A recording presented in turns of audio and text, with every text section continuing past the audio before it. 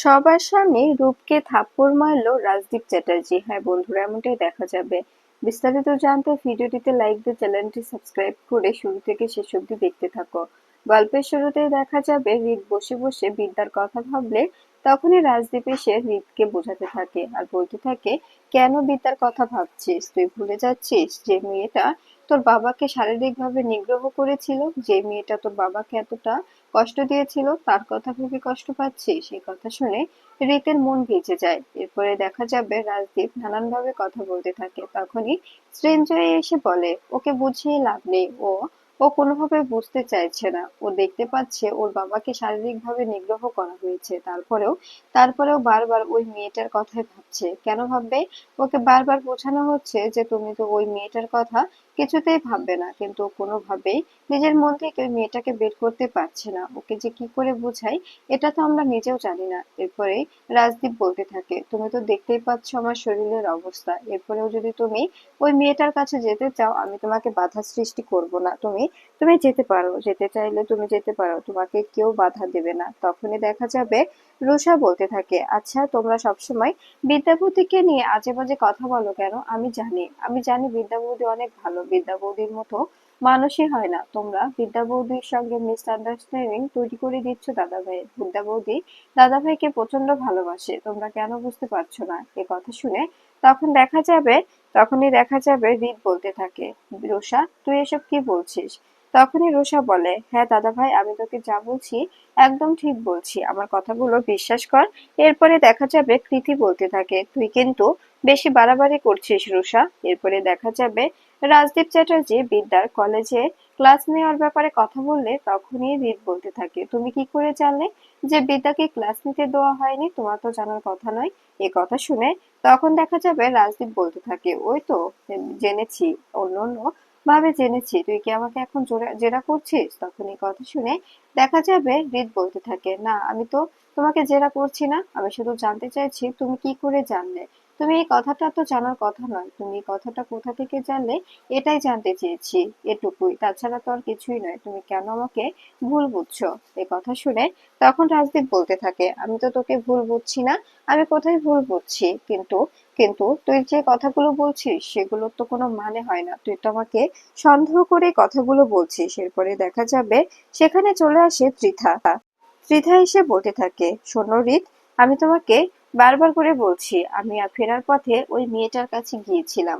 আমি ওর কাছে গিয়েছিলাম শোনার জন্য যে ও কি তোমার সঙ্গে থাকতে চায় কিনা, কিন্তু ও সাফ জানিয়ে দিয়েছে ও তোমার সঙ্গে থাকতে চায় না। ও ওই ওই কনিষ্ক বিশ্বাসের সঙ্গেই থাকতে চায়, ও কোনোভাবেই তোমার কাছে আসতে চায় না। ওরকম চরিত্রহীনা মেয়ের কথা ভেবে একদম চোখে জল ফেলবে না। তুমি আমাদের বংশের মেয়ে, তুমি যদি আমাদের বংশের ছেলে হয়ে এরকম করে ওই নোংরা মেয়েটার জন্য কান্না করো তবে কি করে হবে? এরপরে দেখা যায় রিত বলতে থাকে, মা এসব কি বলছো তুমি? এরপরে রাজদীপ বলতে থাকে, হ্যাঁ তোমার মা যা বলছে একদম ঠিক বলছে, তোমাকে বুঝতে হবে বিদ্যা তোমার যোগ্য নয়, বিদ্যাকে তোমার বলতে হবে। ঠিক তখনই রূপ এসে বলতে থাকে, সত্যি তোমাদের যে আর কত রূপ দেখবো?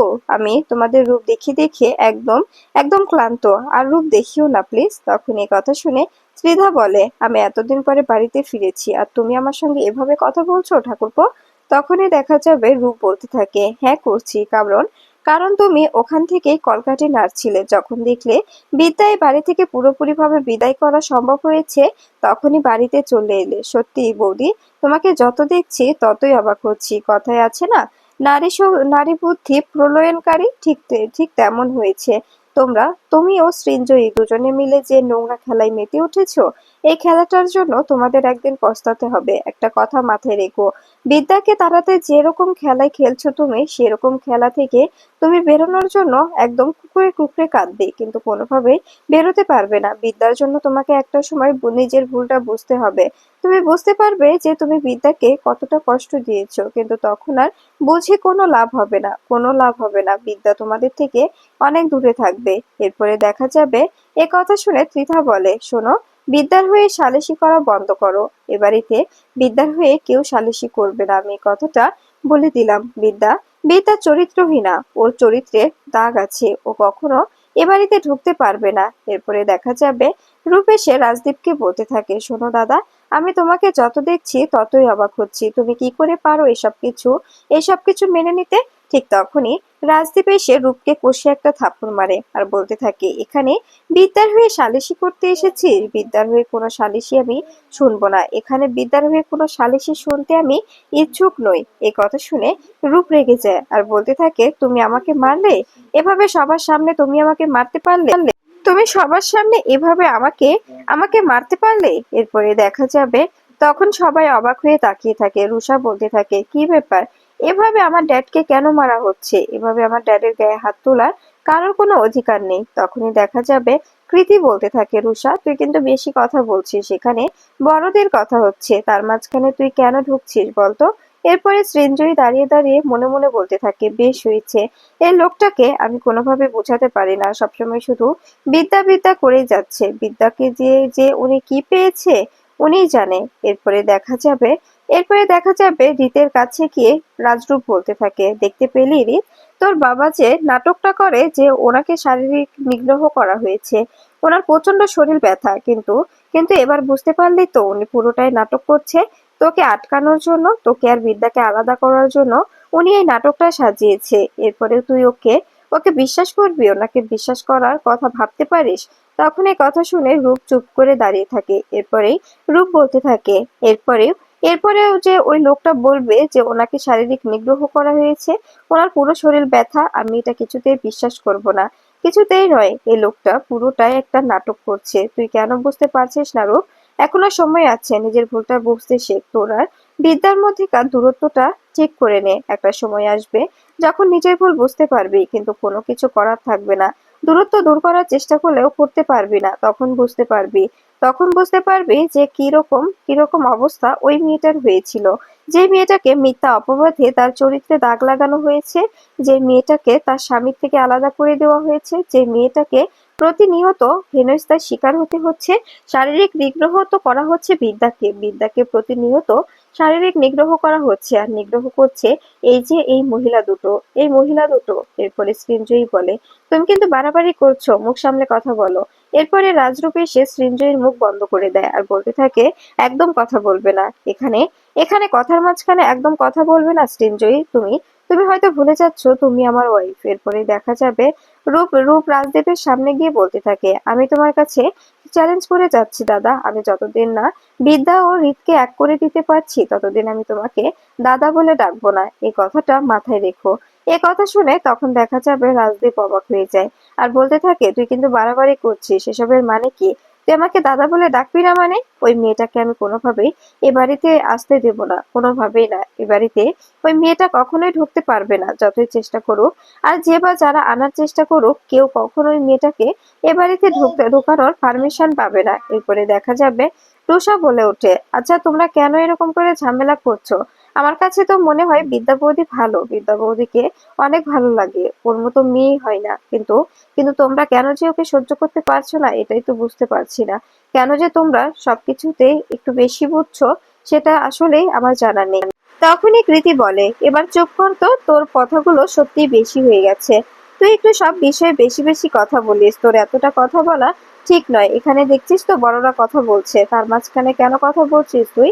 এরপরে দেখা যাবে হৃদ রাজদীপকে বলতে থাকে, ড্যাড, আমি বুঝতে পারছি না কাকাইয়ের কথাগুলো সত্যি কিনা। তুমি তুমি যে বললে তোমার শরীরে প্রচন্ড ব্যথা, কিন্তু কাকাইকে তুমি এরকম করে একটা কষে থাপ্পড় কি করে মারতে পারো? তোমার যদি শোল্ডারে ব্যথা হয়, তোমার রিপসে ব্যথা হয়, তবে তো মারার কোনো কথাই আসে না, তাই না? কোনো প্রশ্নই আসে না, তুমি কি করে কাকাইয়ের গায়ে হাত দিতে পারো? এ কথা শুনে তখন রাজদীপ বলতে থাকে, তুই কি আমাকে সন্দেহ করছিস হৃদ? তো তখনই হৃদ বলতে থাকে, সন্দেহ সন্দেহ তো করছি না, কিন্তু কিন্তু প্রশ্ন উঠছে ড্যাড, আমি তোমাকে সত্যি সন্দেহ করছি না, কিন্তু প্রশ্নটা তো সত্যি আসছে, তাই না?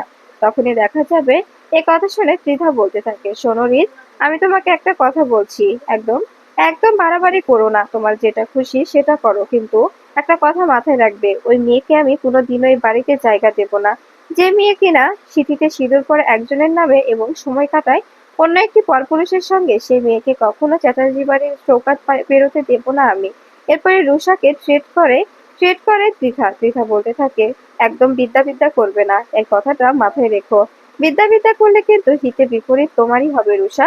আমি তোমাকে বারবার বলছি। এ বলে সবাই চলে গেলে তখনই রিশা রিতের কাছে আসে আর বলতে থাকে, দাদা ভাই, আমি তোকে বারবার বলছি বিদ্যা বৌদি অনেক ভালো, তোর আর বিদ্যা বৌদির সম্পর্কটা অনেক অটুট, এভাবে সম্পর্কটা ভেঙে যেতে দিস না। সম্পর্কটার মধ্যে কোনো রকম কোনো কমপ্লিকেটেড করতে দিস না, এখনো সময় আছে। আমার মনে হয় না যে এই সুযোগটা তুই আবার পাবি। তুই তো কলেজ যাচ্ছিস, ওখানে নিশ্চয়ই বিদ্যা বৌদি আসবে, তুই বরং বিদ্যা বৌদির সঙ্গে একটু কথা বলে নিস, যদি কোনো কিছু মিটিয়ে নিতে পারিস। একটা কথা মাথায় রাখবি, এমনও সময় আসবে যখন তুই চাইবি বিদ্যা বৌদির কাছে যেতে, কিন্তু কোনোভাবেই বিদ্যা বৌদির কাছে যেতে পারবি না, বিদ্যা বৌদি তোর কথাগুলো শুনতে রাজি হবে না। তখন দেখবি কতটা কষ্ট হয়, যে কষ্টটা এখন বিদ্যা বৌদি পাচ্ছে।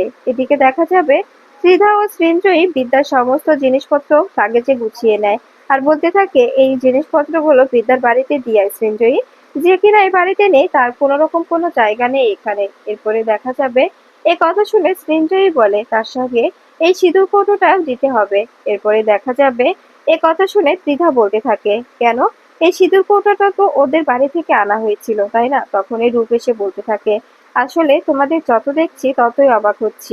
তোমাদের দেখে সত্যিই আমি অবাক হয়ে যাচ্ছি। একজন নারী হয়ে অন্য একটা নারীর সংসার ভাঙার জন্য তোমরা কি করে এতটা এতটা পাষণ্ড হচ্ছ বলো তো? ও তো একটা মেয়ে, তাই না? ওর তো কেউ নেই। তোমাদের তোমাদের যেরকম নিজেদের সংসার নিয়ে অনেক চিন্তা, ওরও অনেক চিন্তা আছে। ওর তো কেউ নেই, ও তো একা। চারপাশে ওর দেখার মতো কেউ নেই। এরপরে দেখা যাবে এ কথা শুনে রাজদীপ বলতে থাকে, তুই কিন্তু বিদ্যার হয়ে সালিসিটা বেশি করছিস আমার বাড়িতে থেকে। আমার খেয়ে আমার পরে বিদ্যার হয়ে সালিসি করা এবার বন্ধ কর। বিদ্যার হয়ে সালিসি করাটা বন্ধ না করলে কিন্তু হিতে বিপরীত হবে, ভালো হবে না, এই কথাটা আমি বলে দিচ্ছি। তখনই রূপ বলতে থাকে, কি করবে তুমি? আমাকে বাড়ি থেকে বের করে দেবে? দাও, কোনো সমস্যা নেই, কিন্তু আমি বিদ্যার লড়াইটা লড়বো, শেষ অবধি লড়ে যাব। ওকে আমি কিছুতেই হারতে দেব না, কিছুতেই নয়। এরপরে দেখা যাবে এ কথা শুনে তখন তখন দেখা যাবে রাজদীপ বলতে থাকে, তুই তুই বুঝতে পারছিস না? তুই আগুন নিয়ে খেলছিস, তুই তোর দাদার বিরুদ্ধে গিয়ে কথা বলছিস।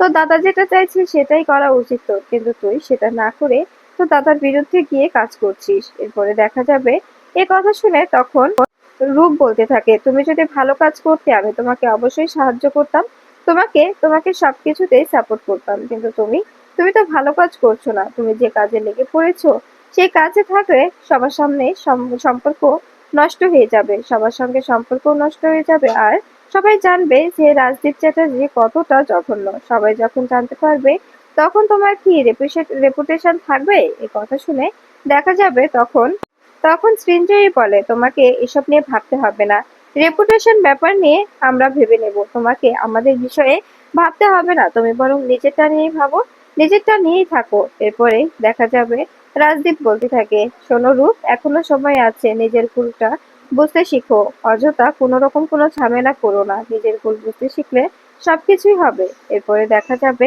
এ কথা শুনে তখন তখন দেখা যাবে এই রাজরূপ বলতে থাকে, আমি বুঝতে পারছি যে তোমরা কি বলতে চাইছো, কিন্তু একটা কথা মাথায় রেখো, এই রূপ চ্যাটার্জি যখন প্রতিজ্ঞা করেছে যে বিদ্যা ও রাজদীপকে এক করে দেবে, তবে এক করবে, তারপরে ছাড়বে, এছাড়া দম নেবে না। এ কথা শুনে তখন দেখা যাবে ত্রিধা বলতে থাকে, শোনো রূপ, আমি তোমার কাছে রিকোয়েস্ট করছি, তুমি আমার দেবর হও আর আমি তোমার বৌদি তোমার বড় বোনের মতো, তোমার কাছে রিকোয়েস্ট করছে, তুমি ওখান থেকে নেমে আসো। এই কথা শুনে দেখা যাবে তখন তখন দেখা যাবে রূপ বলতে থাকে, না, এটা সম্ভব নয়। আমি বিদ্যার পাশে দাঁড়িয়েছি, সেখান থেকে সরে যাওয়া আমার পক্ষে সম্ভব নয়। আমি বিদ্যার পাশে দাঁড়িয়ে বিদ্যাকে সব জিনিসে হেল্প করতে চাই, ওকে সাপোর্ট করতে চাই। কেউ কেউ আমাকে বাধা দিতে পারবে না, আমি বিদ্যাকে পুরোপুরি ভাবে সাপোর্ট করব। ওর তো কেউ নেই, আমি ওর ওর পাশে দাঁড়াবো।